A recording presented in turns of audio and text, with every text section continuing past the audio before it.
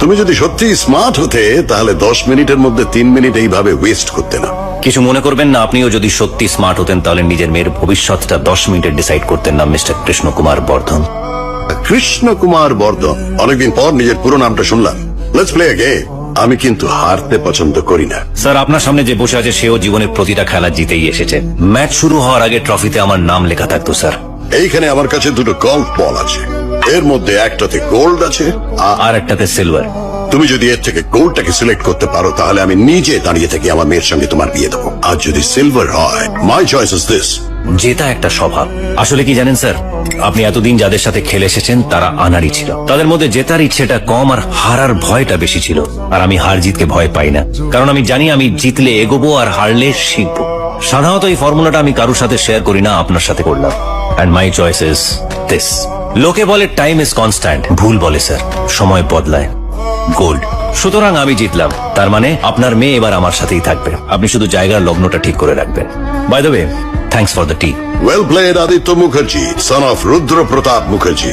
Krishna Kumar Bardhan, it's not just a name. আমার এই পুরো নাম ধরে শুধু একজনই ডাকলো, তোমার বাবা।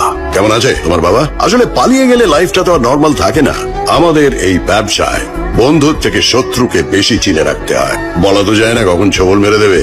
30 বছর পর বাবার হয়ে বদলা নিতে এসছো, হ্যাঁ? পুরো সিনেমার মতো। মোটিভটাও খুব স্ট্রং। মাত্র 3টে মিটিং এ আমার মেয়েকে ইমপ্রেস করে আমার সঙ্গে দেখা করতে চলে এলে। তার মানে তোমার হাতে সময় খুব কম। কদিন বাঁচবে তোমার বাবা? 6 মাস, 3 মাস, নাকি 30 দিন? আই গেস 30 দিনই হবে। বাবার শেষ ইচ্ছে পূরণ করতে এসছো, হ্যাঁ? তোমার বাবা তোমাকে কি বলেছে? আমি তাকে ঠকিয়েছি। আরে যুদ্ধে একজনেরই জিত হয়, আর সেই যুদ্ধটা যখন অস্ত্রের বদলে বুদ্ধির যুদ্ধ হয় তখন বুদ্ধিমানেরই জিত হয়। তোমার বাবার মতন বোকা লোকেরা হেরেই যায়। আমি কিন্তু তোমার বাবার সঙ্গে ব্যবসা করতে চেয়েছিলাম, ও সেটাকে প্রতারণা ভেবেছে। তুমি আমার মেয়েকে ঠকাতে এসেছিলে, কিন্তু হলোটা কি? 25 কোটি টাকার গিফট। বিউটিফুল। এত দামি গিফট দিলে তুমি আমার মেয়েকে, কিন্তু দুঃখটা কোথায় জানো? এই দাবার ঘুটিগুলো সব আমার সাজানো। এখানে ঘোড়া আমার, মন্ত্রী আমার, রাজাও আমার। আমার ব্যাংক ব্যালেন্স 35,000 crore। আমার এই 30 বছরের সম্পত্তি তুমি 30 দিনে নিয়ে নেবে ভেবেছো? বললাম না তুমি স্মার্ট, কিন্তু আমার সামনে আসার আগে অব্দি। স্যার, উনি এসে গেছেন। Your time's up.